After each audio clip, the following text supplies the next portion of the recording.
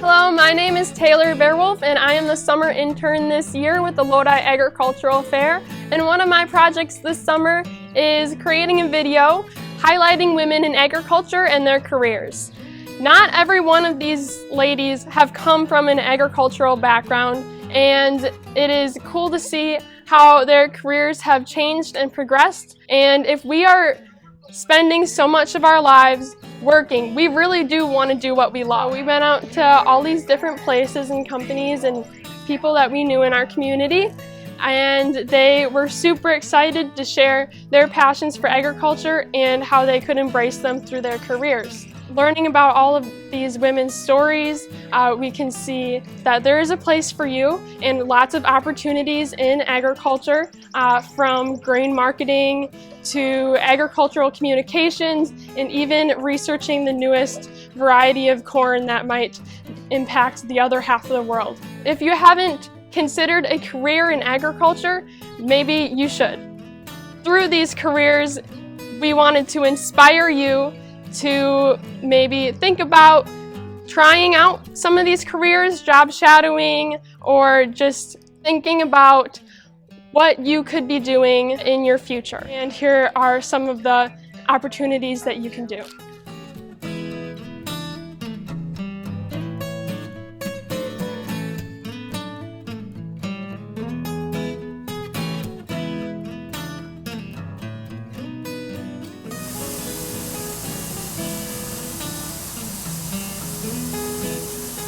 Arielle Hellenbrand. I am a grain merchandiser here at Hartman Farms, and I also organize the transportation, the trucks shipping corn and soybeans in and out of here. I'm Danielle Messer.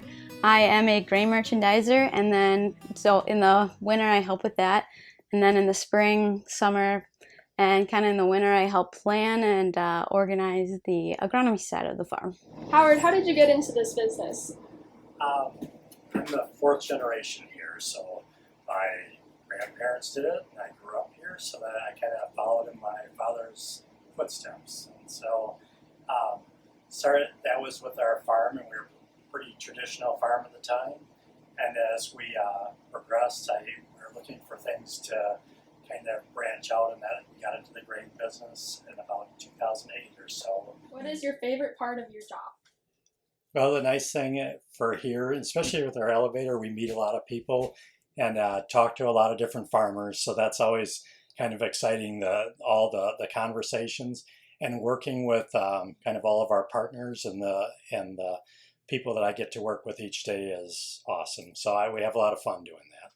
We're a smaller country elevator, so to speak. So grain merchandising includes purchasing grain from farmers in our local area, and it also includes selling that grain to processors elsewhere. So we're kind of the middleman in this situation. So part of my job is talking to farmers every day and helping them earn the most money they can from their crop throughout the year. And the other half of it would be selling that product to turn it into food and fuel for the rest of the world. So on the agronomy side, basically what I do in the winter is I start and I create a plan. We got to know what seed, chemicals, kind of all the inputs that we need, fertilizer. From there, I try to help implement that and put that to action, so that way we get the best crop that we can. We grow corn, soybeans, and a little bit of sweet corn. From there, we also do custom work. So we custom harvest, plant, spray, tillage as well. So just a little bit of everything. So as a result of both Danielle and I being part of the Hartman Farms organization, we have the unique ability to provide farmers with a full circle service. Essentially, Danielle can help them get started with their plans for the crop year, and then kind of hand it over to me as we get closer to harvest and marketing their grain. So we really make a good team in that regard. I got my start in agriculture. I was born into it. I grew up on a dairy farm in Lodi, so that's a little bit different than the grain world. But I decided to pursue an education in agriculture. I have a degree from UW-Platteville in agricultural business.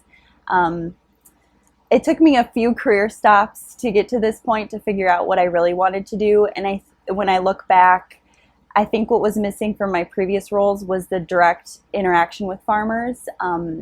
I really was searching for a role that would allow me to truly help farmers, not necessarily just push them products. I wanted to truly be helpful to them, and I've really found that here. So I came from a small farming community, but the biggest impact was probably my FFA advisor. I was in a weed science class, and I wouldn't have guessed that this was for me, but it was something I was really good at, and he pushed me to get better on it. So that was probably my first drive towards the agronomy world. I went to college at the University of Wisconsin-Platteville, ended up with a degree in crop and soil science. From there, I went on and worked at the co-op for a few years, and I just wanted something a little bit different. I get to do both. I get to do the grain side and the agronomy. So the grain side is something new, and I'm always looking forward to having new experiences and learning and broadening my skill sets.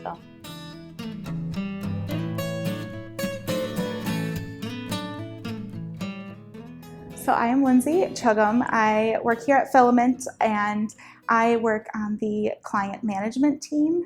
And so I've worked at Filament for over 6 years. I started as an intern when I was at UW-Madison, and have been here ever since. So I've learned and grown here at Filament to my current role. So I work with clients on everything from advertising, trade shows, social media, and they're building their reputation and growing their brands. In turn, I was able to work across all the different teams and with a variety of different people and clients. So I did everything from helping with social media metrics reports to some media relations reporting and some audits and a variety of different things that really got to show me what everything is that Filament did. And that's really ultimately why I decided to work here full-time after graduating.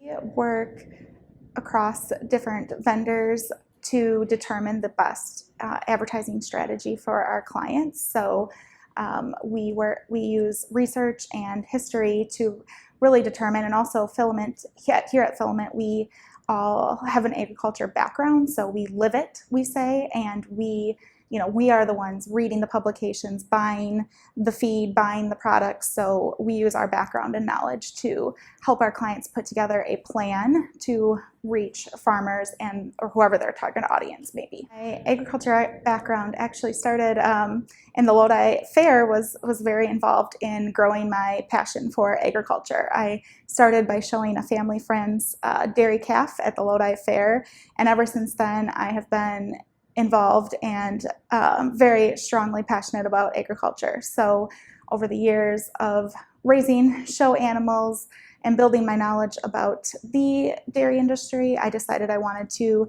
attend UW-Madison, and I was a dairy science and communications double major. So now I use both of those majors to combine my skill sets in marketing and knowing the dairy industry so that I'm able to help our clients market their products to farmers, because I understand where the farmers are coming from. Here at Filament, we focus on animal agriculture. So the majority of our clients all of our clients have a tie to animal agriculture. Since I have a dairy background, I specifically work on clients specific to dairy, but we work with milking equipment companies, farm gear to keep you dry, so farm workwear. We work with animal feed companies, crop companies, so everything in the animal agriculture sector. And we work with clients across the globe. So a lot of our clients are around the country or even have international offices. And one of the highlights of working with clients, so many different clients around the country and the world, is all the experiences we get to interact with different people, attend events such as World Dairy Expo, which is right next door to our office. So that's always a special time for us to bring all of our clients together. And leading up to World Dairy Expo this summer is super busy helping clients prepare for the biggest trade show of the year. As you can see just from the welcome sign here in our brand, you can see how integrated to animal agriculture we are here at Filament, and the office was really designed to inspire all of us as we come in every day and remind us who we're working for and what we're doing here. So you can see this design is meant to be a bulk tank to represent our clients, and then within each of the letters of Filament you can see different ties to animal agriculture. I'm Brianna Ripp, and at Filament I serve in the client management team as a project lead. What does it mean to be a project lead? It means that you are a project master, so an organizational ninja, really taking ideas from up here in intangible and bringing them to action, whether that's timelines, milestones, activating team members, just really like what does it take to bring a project to life, and that's what I get to own here. I think here at Filament, our clients really trust us because we truly live it every single day. So I grew up on a dairy farm, I live on a farm, I own cattle, and that's something that I get to bring to the office every single day is my animal instincts. So I know, how to feed calves, I know what it takes to feed animals and care for them every single day. And so as a client, I would look to Filament so that I don't have to educate them and give them that background. It's really bringing my farm boots to work every single day. I have worked on everything from animal nutrition to manure solutions to the animal reproductive space, so working with genetics companies and companies who make embryos for use on dairy farms. So really touched everything, even blood pregnancy tests for cattle and all different species. So I've had the opportunity to touch on a lot of different species and types within agriculture. I use my ag background every single day at my job. I bring those real world experiences from how we care for our animals to what I've learned at industry events, what I've learned through work with different researchers and universities, and I bring that to life in marketing materials every single day. So knowing who I can go to for resources, or how it should be fed on farm, or what it looks like for the farmer when they're making decisions to purchase products, that's something that I get to bring to the office every single day. Does it help that Filament is very women dominant? You do have a lot of women here. I think that's part of the marketing communications. I don't know, we just love storytelling and being able to be true advocates for the industry, and I think that's why so many of us have found our way here. So I grew up on a dairy farm, so I always felt like I wanted to be a part of agriculture. But then at some point in my college journey, I decided I wanted to get away from my small town, I wanted to move away from agriculture. And I was a sophomore in college coming back, showing for my last 2 years in 4-H, or my last year in 4-H, and I vividly remember walking out of the show ring and just breaking down thinking I need to be a part of this industry, because at the time I was going to school with a major in biology, I was taking chemistry courses, I wanted to be a pharmacist, and it was in that summer when I walked out of that show ring and decided I need to be in agriculture, I need to be a part of this advocating.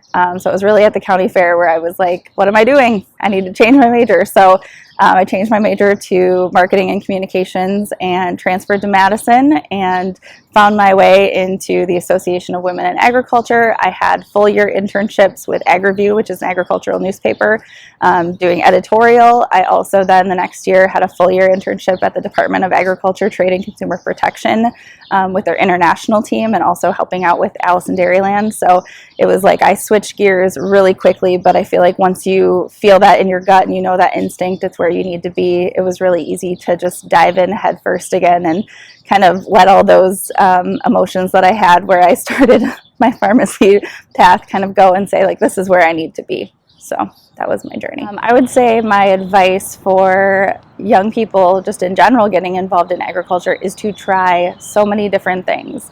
Use your resources, ask someone if they know someone in agriculture. You can do some research on careers, but there's really so many opportunities just to try and learn.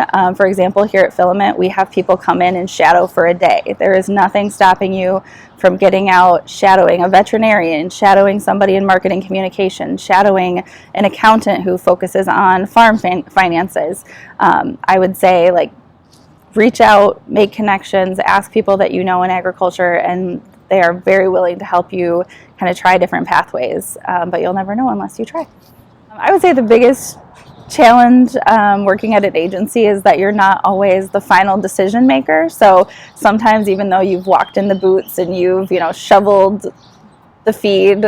Sometimes the client will still make decisions outside of that based on whether it's their budgets or what they know from a business priority standpoint. So because we're so passionate, sometimes that can be hard to hear when it's like, no, I think we should do this. And then they say, just kidding, we're not going to go that route. So I think that would be the biggest challenge from like an agency perspective.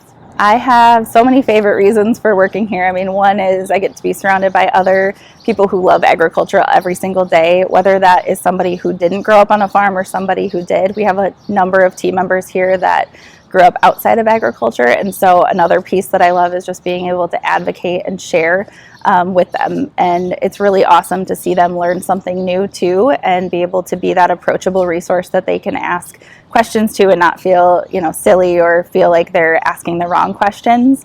I also love the clients that I work with. I've never met more passionate people about agriculture in my life. They truly are doing everything that they can to make a difference for agriculture, and it's really easy to get up in the morning and come to a place where you are doing things that are going to help farmers be profitable, more successful, get greater yield, have healthier animals, whatever that is. It makes it really easy to get out of bed in the morning. It's really cool to see women in agriculture be represented and be at the table and be making all of these changes to our industry and just really leading the way, and then to see other generations recognize that too. It's been really cool.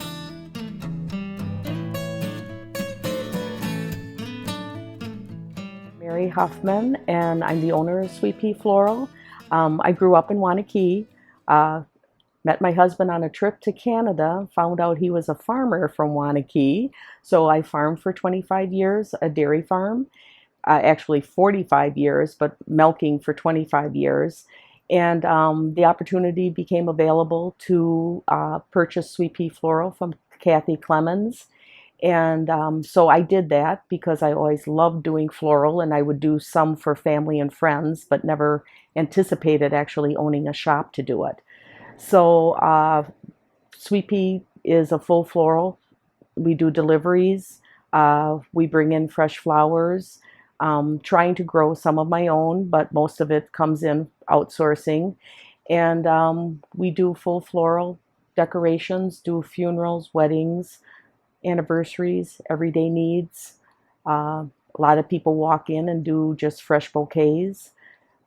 We do rentals of vases and that type of thing. The floral design is really an individual choice. If people call and they order a certain thing, we have a website that we feature certain displays. A lot of people will want specific flowers and colors because it's a memory of like an anniversary or something. So we try to recreate that. Otherwise, we use our own design, kind of just listening to them, what they envision. My grandma had extensive flower gardens, so I would go and help her with the flowers. And I believe the first time I helped with something was at my older sister's wedding. I think I was 12 or 13, and we did the florals for that, and I was just fascinated with it because my mother and aunts all came together, and it was, at the time, the style was to put it in baskets. And so we sprayed the baskets the color we wanted and then incorporated the flowers, and it was just neat. I've always loved it, always have loved art, and to me it brings kind of everything back together to be able to design and create. You know, jobs, I wanted to be an art teacher, and I didn't pursue it because there were really no openings or availability in that field, and was inspired as an aide, which is one of my first formal jobs, by a nurse, and went into nursing school and became an LPN. I worked in nursing on and off for the last 45 years. Into that, I did landscaping, basically started out helping my sons and then went independent with my own living landscapes, which I took plants to houses or to public areas. I did a lot of Don Turney's work in his parks and put the plants on site so people could visualize versus working off of a blueprint. And that was very popular, but like I said, it gets physically hard to do. And so kind of went out of that till the opportunity came to buy the flower shop. My sons did the parkways And I love when I'm doing deliveries, going back and seeing all the work we did and how much it's grown. It reminds me of how old I am. It does. It shows people how much you care. It shows the beauty of the person's the essence of the person. I think it's important. I help some young kids from DeForest, and Wanakee hasn't come this year, but in the past they have. And they have come down and practiced, and they'll come down and create their florals for the fair next Tuesday. The community has been very supportive.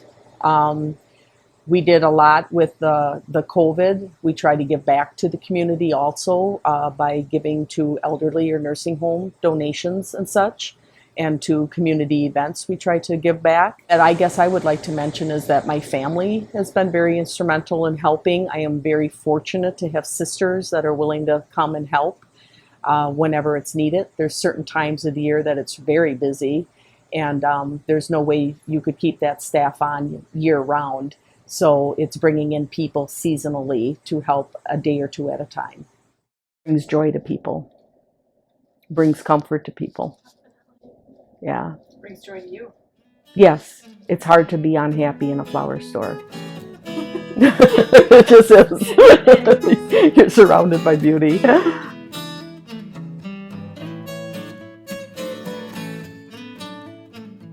So my name is Allison Kepner, and I am a financial officer employed at Compeer Financial. So I've worked at Compeer for the last 9.5 years, and I've been a loan officer the entire time. My role changed a little bit with the merger, but by and large, I work with farmers of all shapes and sizes in the northern 9 townships of Sauk County, all of Juneau County, all of Adams County, all of Marquette County, and a small portion of Columbia County. So as a loan officer, I gather the financials from the client. So that includes their balance sheets and their earning statements in the form of a tax return. So we by and large use historical tax returns that you file with the IRS. And we do often ask the client for projections for the current year that we are in based on their crops or livestock. And I take that information and combine it with their loan request. So we do either operating loans for crop inputs for that crop year, or a term loan for like a machinery purchase or cattle purchase. And then we also do real estate loans for bare land purchases, or if it is tillable ground with a primary dwelling on it, we can also work on those loans. So Compeer Financial is a member of the Farm Credit System. So we are not a bank or a credit union. We are a member-owned cooperative. So all of our loan customers have stock in Compeer Financial, and we are actually changing our stock program in 2022. We're refunding all of our stock to our clients and going to a receivable stock program. So we do pay patronage on the amount of money that you pay in interest from the prior calendar year. That's usually paid in the summertime, and we're actually going to have a patronage day coming up here in August for all of the clients in the Prairie du Sac office. My favorite part of working here is working with farmers every day. I come from a farm background. I was raised on a hog and cash grain farm in northern Illinois, and my dad was actually a loan officer for PCA back in the 70s. So all of my life I've heard about farm credit and my family's loans, as they expanded their operation. And my very first vehicle loan was through Farm Credit, which, if you know the rules of how Farm Credit works, we can lend to full-time farmers for any reason. So technically my dad was the primary on the loan and I was the co-borrower because he was the full-time farmer and could take out a vehicle loan for his daughter. And I remember telling people that I had annual payments on my car loan, and everybody just thought that was wild how I got that kind of loan structure. So Farm Credit is in my blood, basically. Favorite part of mine is all of like extracurricular activities that I do while being employed at Compeer as a loan officer. A lot of days I do have extra tasks that I take on, such as being the local giving coordinator for the Prairie du Sac branch. Kind of describe some of our giving back efforts, and we are celebrating 5 years on July 1st, so we're doing some extra initiatives during the month of July. I also work closely with the local fairs. We sponsor 4-H malt coupons and other goodies to spread the name of Compeer out to the fair exhibitors in hopes that they are the next generation of Compeer clients. I'd say the biggest challenge that we have right now facing our farmers is interest rates. And I think that's facing everyone worldwide with the housing market.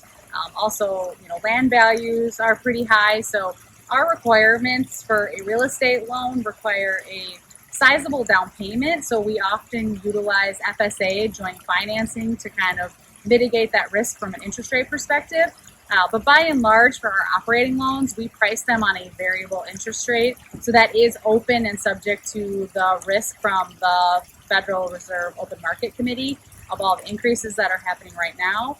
So we work obviously very closely with our clients. And I guess the one benefit of the higher interest rates is that as a Compeer client, you get paid patronage on the amount of interest that you pay. So in theory, you're getting a good net interest rate when you factor patronage into that equation.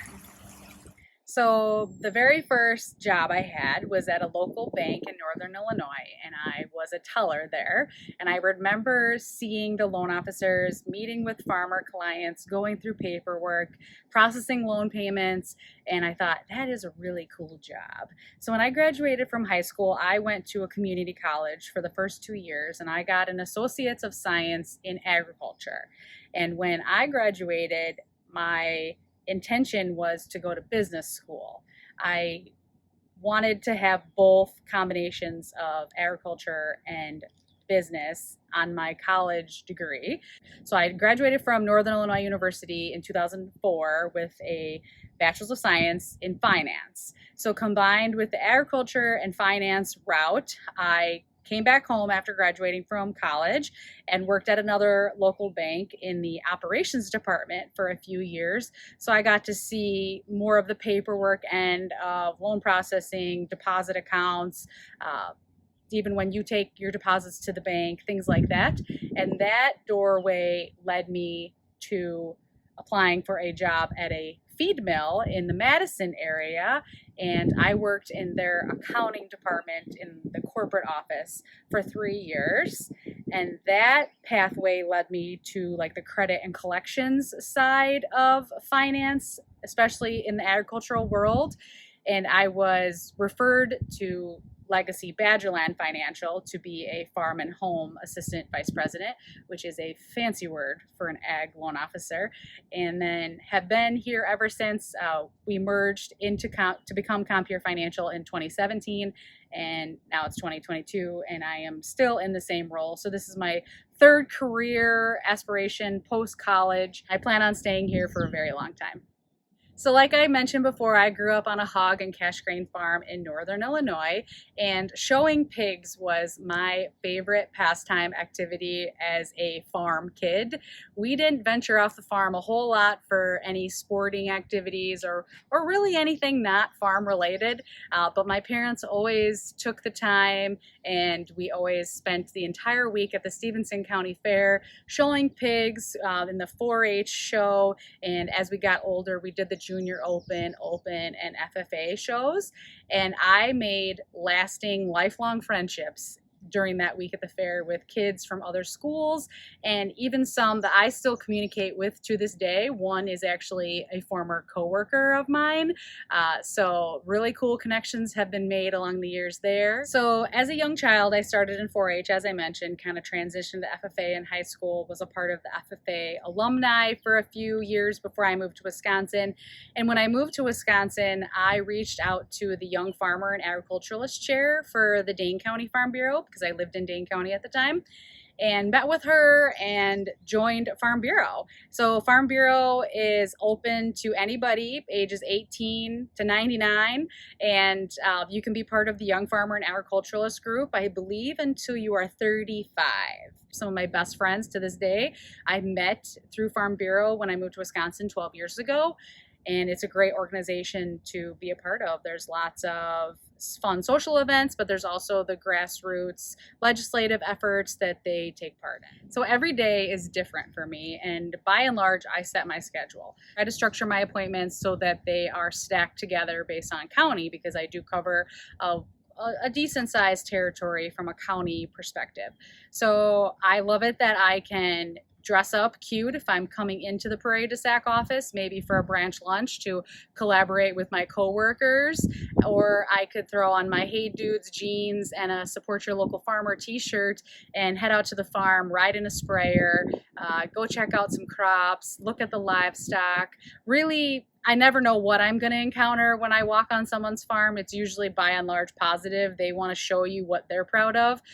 So I'm 100% happy with working with my farmer clients, because I have clients of all shapes and sizes. I have loans, from $1,000 to $1 million. I work with Amish clients who don't have electricity, all the way up to definitely more progressive technology-based clients that use GPS auto steer and things like that on their farms. So of course, my father always had lots of outside chores that needed assistance with, regarding the pigs and the crops.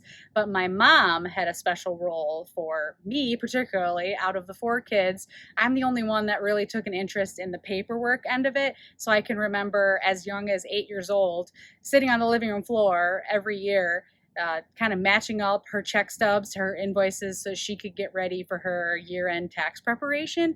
And I just love diving into financials to this day to try to triage those to get a loan request approved. So.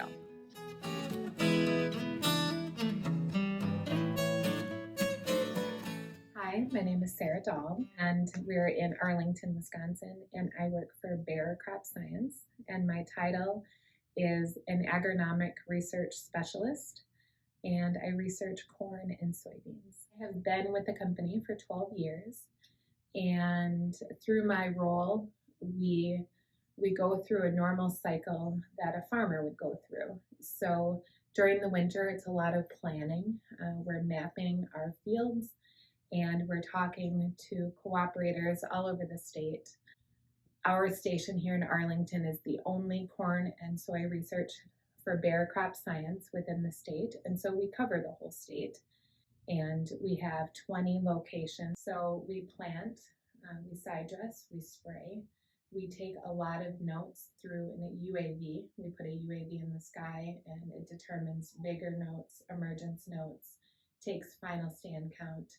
Bottom line is we're trying to capture through thousands and thousands and thousands of plots something that a farmer will want to plant in their field. The bread and butter of that is yield. So we are all determining the potential for yield. And so we go all the way up to the Eau Claire area, down to Janesville. We go over to the Green Bay area and in the Southwest in the Platteville area. After that, we harvest and we start it all over again. So a drone, or as I said earlier, it was a UAV. A UAV is unmanned aerial vehicle, but we can call it a drone. So we put a drone up in the sky, every field that we have for yield, and it replaced people that would walk through the corn or soybeans and take a stand count and a rating for vigor or emergence. And the UAV or drone is much more accurate, and we are determining how many plants deliver on the yield that we collect at harvest. And it's crucial because something that is a few bushels less may have had less plants, and so that might change the contending on how if we discard that plot or if we advance it.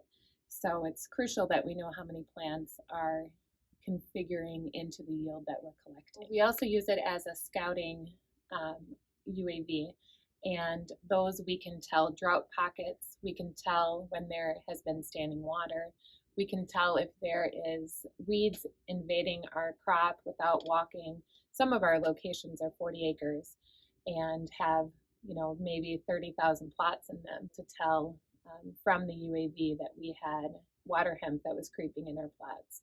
So we use them as a scouting reference. We can also tell green snap. We have license to fly, and we're still exploring what we can do with UAVs.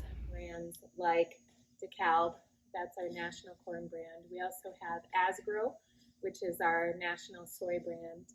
We also own Channel, Young's, and some other kind of mom and pop that we sell our genetics to. Farms that we have all over the state, we rent that land from cooperators or farmers, and they're part of our total plan. We communicate with them in regards to the chemical that we use on their land, the tillage practices, and cover crops if we are using cover crops with them.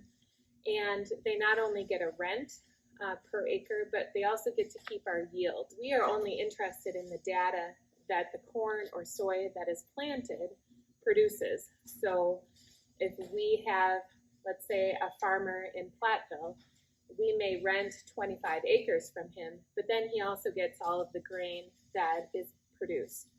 And we work hand in hand with them all through the year to coordinate all of our different schedules for the different in-season occurrences, from planting to harvesting.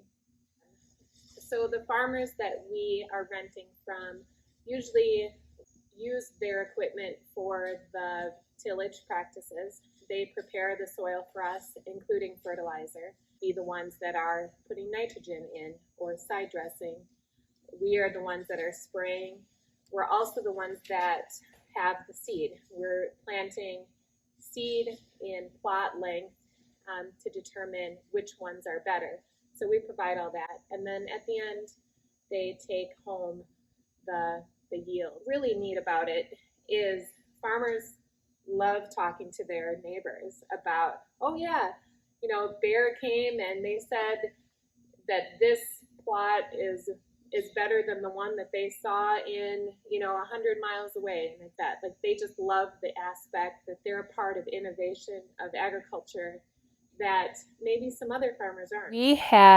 We had many people involved in our farm. We had my uncles and my immediate family and my grandparents. All of us wanted to be on the farm farming. We knew that we had to make a change because there wasn't enough revenue to support all of the family that was involved. And so in 1996, we decided to go organic, and it's a many-year process, but ultimately we're still organic and one of the largest, if not the largest, organic dairy farm in the state, supporting and milking 400 cows, and it continues to this day, 150 plus years later. When I went into high school, I knew that I wanted to be an FFA. And through the FFA, I met my very best friends. I met my husband.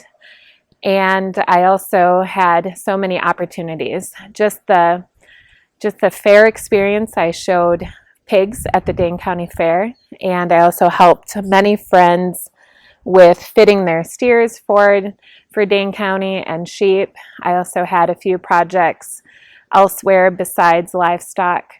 And I loved everything about FFA. I wanted to be an ag teacher. So I went to UW Platteville and graduated with an ag ed degree and a minor in horticulture. And I did teach up north for a year, and then I was married, and I came back home to pursue other avenues. So I was working for an insurance company, and I was indoors all the time. I was sitting at a desk, and it just wasn't for me. I wanted to be outside. I landed a job with a research company that researched corn out of Cottage Grove, and I answered an ad in the newspaper. I was living in Cottage Grove at the time and thought it was a great fit for me, and I loved it. Got bought out by a larger seed company, and they wanted me to travel to Janesville, and I just wasn't willing to put in the commute. So I stayed home with my girls for a few years, and then I applied for a safety position here at Bear and got it. I was in the safety position for a few years I was able to get into the agronomic research specialist, which is where I am now, and I'm looking forward to many more years ahead of me. So I love working with the farmers. I love the people that I work with, but also there's just something magical about harvest season and getting out in the field in the spring.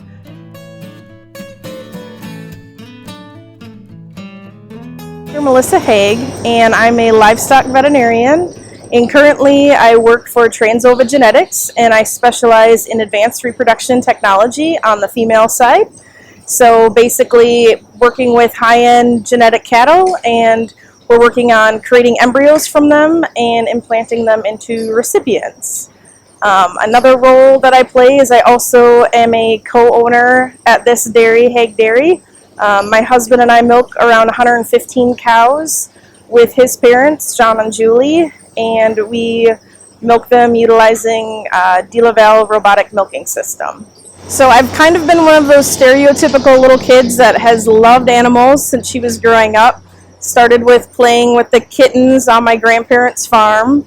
And as I got older, I developed more of a love for horses. Got into showing horses at the Fond du Lac County Fair, and really thought my career would take me in the direction pursuing equine medicine. I met my husband Josh when we were in college, and he went to the Farm and Industry Short Course program, and he kind of brought me back to his family dairy farm, and I fell in love with the cows even more than horses. So at that point, I kind of made a career pivot and chose to go into bovine medicine instead of equine medicine.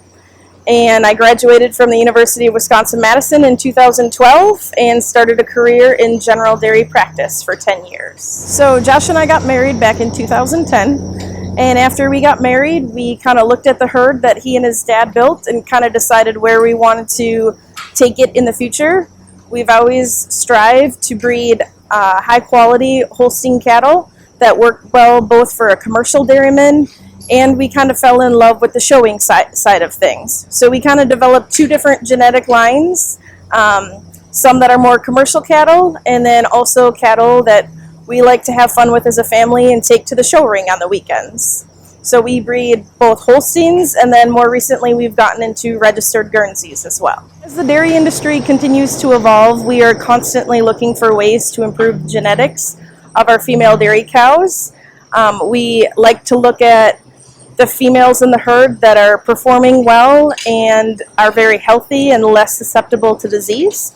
So as genomics and other genetic traits continue to evolve, we run genetic evaluations on the females and are able to identify the cows that really perform well while minimizing inputs and the effect on the environment. So basically getting more milk, healthier cows out of fewer animals. So when I first graduated veterinary school and I took a job in general practice, my role basically involved every aspect of herd health on the dairy, from adult cow care down to calf care, milking systems evaluations to reproductive efficiency. And I really enjoyed getting to know the farms that I got to visit on a weekly and bi-weekly basis, and we would kind of go through everything on their dairy, any concerns that they had. As my career in general practice moved forward, I discovered that I really enjoyed the female genetic component of dairy cattle. I got to work with some really progressive producers that liked to do embryo work in their cattle and keep their genetics moving forward. And I just found that that really excited me. So I got placed into a few opportunities that allowed me to do a little bit of embryo work, both from a transfer side and conventional flushing. And as that love and that passion continued to grow, I decided that I would like to make that a specialty for my career. So something that I really love about the dairy industry is that we have a wide variety of producers that constantly have different goals, and they're ever looking for ways to better their operations, and that can be in different ways. And what's really fun on the genetic side is producers that are working with their elite females. Many of them love them for different reasons, be it for a fancy show cow in the show ring or an animal with an exciting genetic profile that's going to help propel the breed into the future in different ways. So when producers bring their cattle in to have an OPU procedure performed or a flush procedure, I love chatting with them about the history of that cow family and what that cow family means to them and their family on their individual farms. OPU stands for ovum pickup, and that's a procedure that we do in a special collection facility on certain dairies on a weekly basis. So it's basically an ultrasound guided follicular aspiration. So we're going to look at a cow's ovaries, determine where her follicles are located, and aspirate those with a fancy ultrasound machine. Once we've taken the oocytes out of the female cow, then we'll send them to a lab where they'll look for them under a microscope, put them into some maturation media and allow them to mature for 24 hours. From there, they'll go to a lab and be fertilized and then be cultured into an incubator for a week. After a week, we pull them out of the incubator and we evaluate our 7-day-old embryos, and from there they can get transferred into recipient heifers, and those heifers will get pregnant and take on calves from the donor female. So my role within Transova Genetics is a professional services veterinarian, and most of my time is spent with the cows and behind the cows. So our professional service veterinarians are doing a lot of the procedures directly on the cows themselves. Transova also has a great support network of personnel that works in the labs, and then also our embryologists that travel with the veterinary team that do the microscope work and the lab work on the side. Advanced reproduction technology is really growing and taking off right now. It's actually kind of exploding exponentially, and there's a lot of different companies that are pursuing working with this technology. And aside from the veterinarians, it takes a great network of support system to actually make this technology work. And these companies are actively recruiting college students that have degrees in animal science and biology to help undertake the roles not only in the lab and doing the microscope work and all of the behind the scenes stuff that goes into making the embryos, but also the R&D departments, or the research and development portion of the companies, are constantly growing as they work to make this technology more efficient, smoother, and more advanced as time continues to progress. So lots and lots of career opportunities for students who are interested in animal science field that maybe don't necessarily want to be right behind the cow, but a great opportunity working in the lab. So when I first wanted to go into veterinary medicine, I really thought I wanted to be an equine veterinarian, and horses captured a majority of my interests. I finished my undergrad degree in animal science, and I did not get accepted to vet school on my first try. So I took the year off to go live down in Ocala, Florida, and I worked in the racehorse industry with a veterinary clinic for that year. And that provided a great opportunity for me not only to pursue what I thought was my interest in equine medicine, but interest in reproductive technology.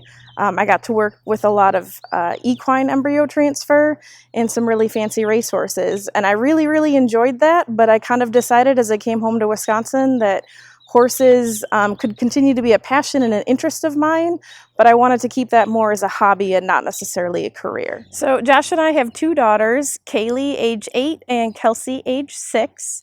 And they seem to have a love for cows, basically since they could walk around and hang out on the farm.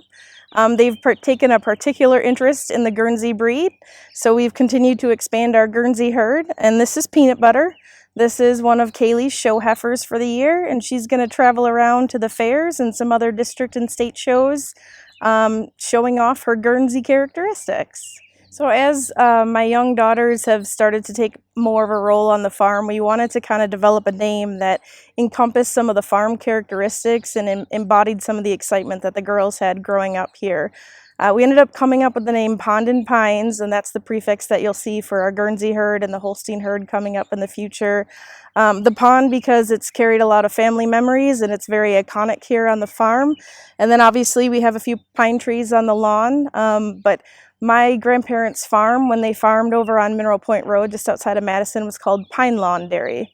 So it was a way to kind of incorporate my grandparents' farm with the current family dairy that we have here. So back in the early 90s, my husband and father-in-law upgraded the farm from milking in stanchions to the parlor, a double 6 herringbone that we had. And they milked that way for quite a few years, and as the parlor continued to age and get older, we were kind of looking at ways we could upgrade the dairy and keep it moving forward for the next generation. We looked at a lot of different parlor systems and ended up settling on robotic milking system, mostly due to a labor shortage, and then also the fact that it gave us some freedom and flexibility to spend time with our family.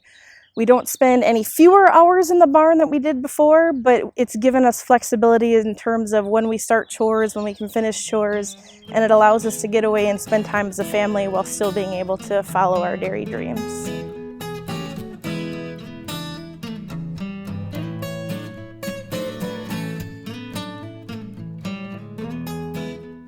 Hi, I'm Sarah Shimshak. I am here from Lodi. I currently live in DeForest. I grew up in Lodi with my large family where we had our hobby farm.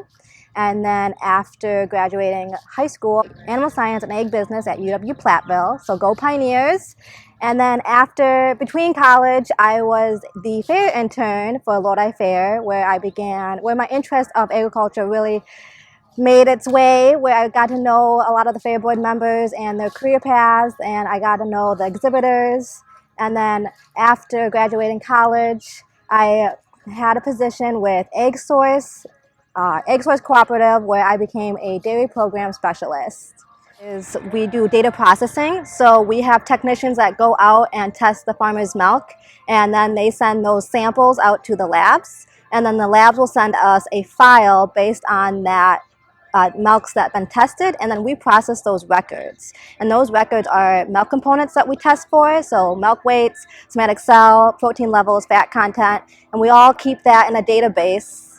And then we send a file out back to the farm for that farmer, so each month these records are up to date.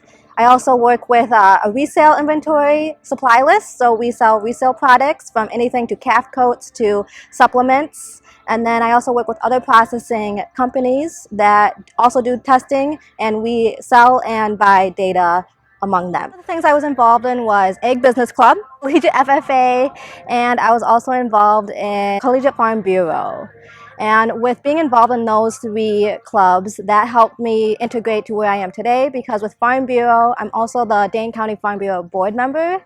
And Farm Bureau is one of the biggest advocates of agriculture, and meeting the people that are involved in Farm Bureau, whether it's the policy members, the farmers, and agriculture themselves, I was able to network with them, along with some of those members were Egg Source members, and just connect with them and just talk with them on how we're all on the same page on networking and advocating for agriculture. Growing up with the hobby farm, I was able to have such a passion with agriculture, but after high school, we sold our hobby farm, and with selling it, I still had the passion and the love for agriculture. So I got involved in Lodi FFA, and that really accelerated me to be able to be involved with those who also have the same passion as I do.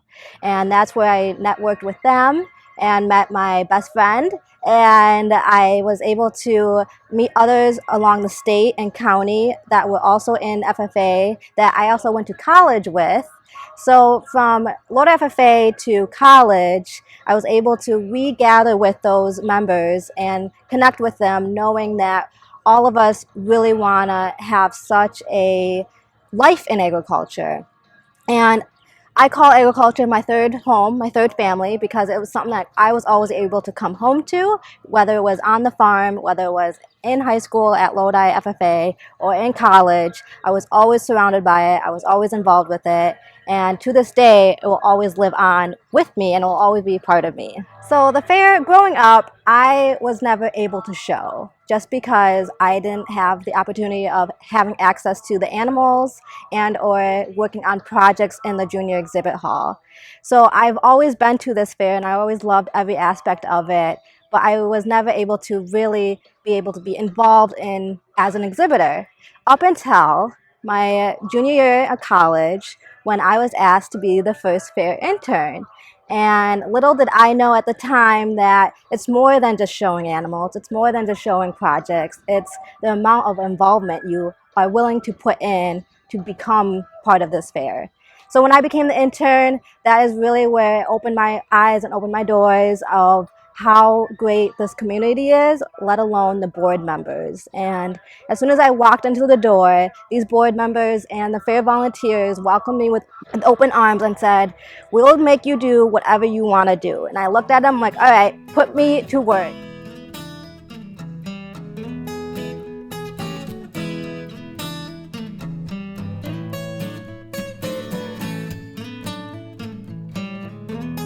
And I did anything from with the egg educational grain bin to doing fair entries to mowing lawn to entering exhibits, and plus I was able to network with the board themselves and hear their stories and hear their passion of why this fair means so much. And because of them, it truly made me feel like I was part of the fair family.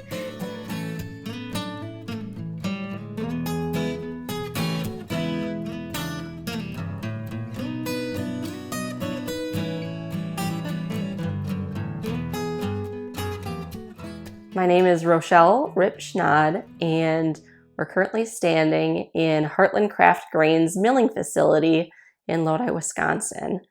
And so my career background has been in agriculture marketing, communications, and it's led to my own entrepreneurial endeavor with my family.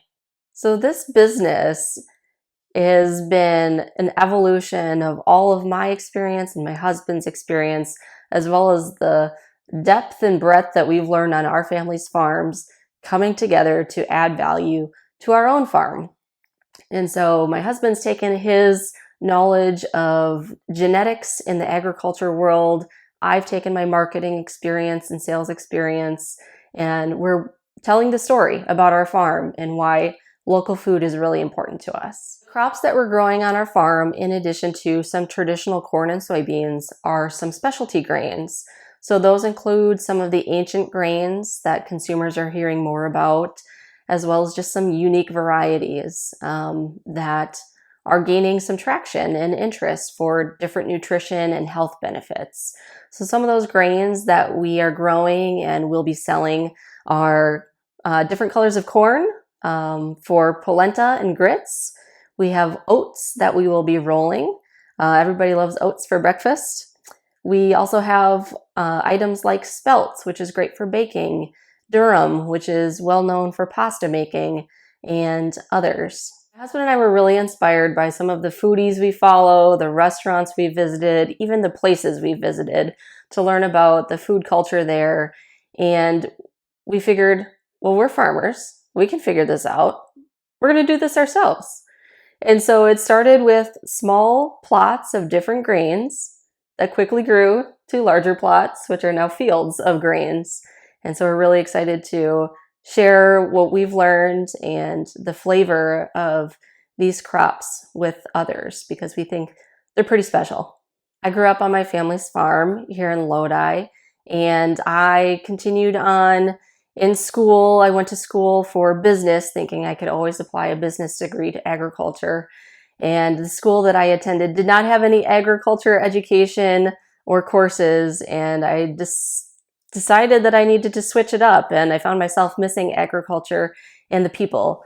So I ended up graduating from an agricultural university with a degree in marketing and communications specific to agriculture, and I had several internships from there to really keep me going and to build a network of people that I'm still connected to today. And after graduating and after studying abroad for a semester, I really appreciated, the global aspect of the agriculture industry and all that really Wisconsin has to offer, which is why I decided to run for the position of Alice in Dairyland. So I did end up serving as Alice in Dairyland for 1 year, and I traveled the state to talk about agriculture and the importance of it to consumers and all ages and all backgrounds.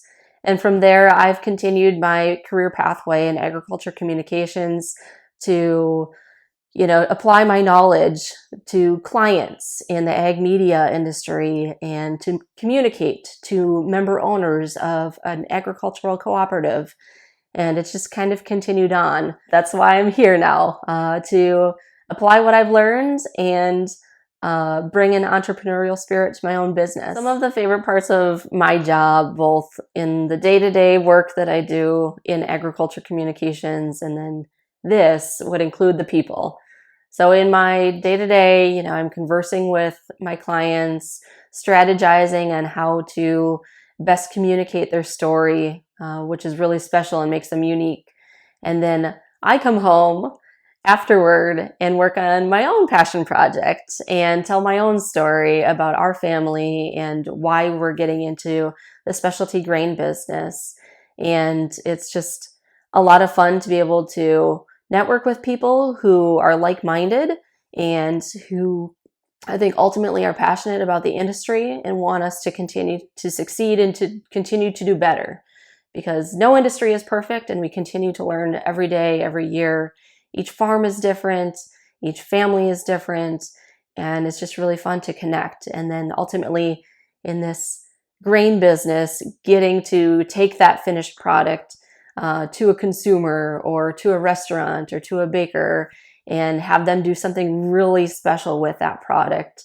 They're inspired by the products that we're offering them, and we're inspired to keep coming back with some new ideas and new suggestions and new grains so that they can continue doing what they do really well as well. So this is spelt, family member of the wheat family. Just has different properties. A lot of bakers really love using spelt. It's got good flavor, good texture, good nutritional benefits. We take the cleaned grain, which spelt is a hulled grain, so we first have to dehull that. Otherwise, you just get some extra flavor. Pour this into the hopper of the mill, and then from there it trickles down, and there are 2 stones in here that grind the grain down into flour, which then comes into here.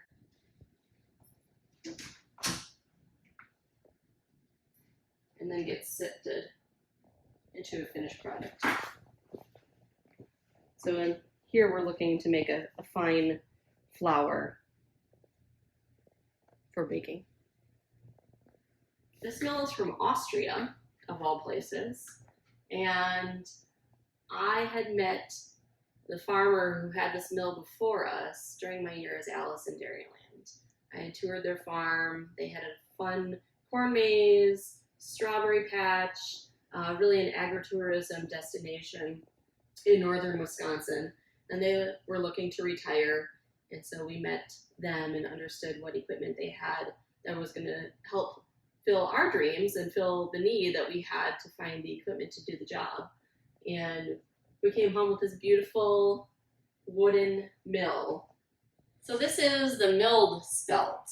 So you can see it started out as spelt berries, and then after going through the mill and going through those stones to grind it down into flour, we're left with this beautiful, fine, ready to bake with flour.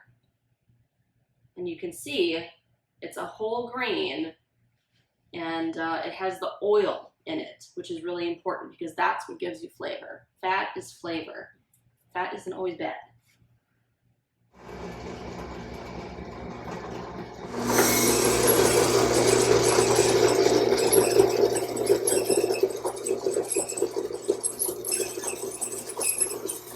A career pathway as part of the food industry is sanitation and inspection.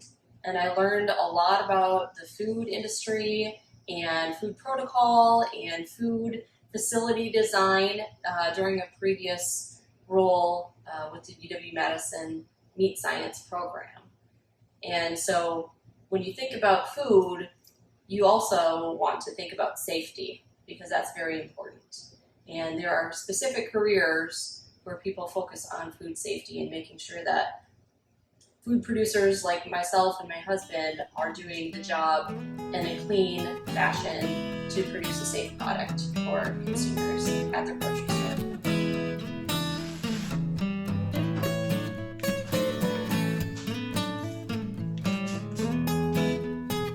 Thank you for joining us today. Thank you, ladies, for sharing your story, and we hope you found these stories as inspiring as we did. Please join us at the Lodi Agricultural Fair again. Hopefully you see yourself in the picture of the next generation of agricultural advocates.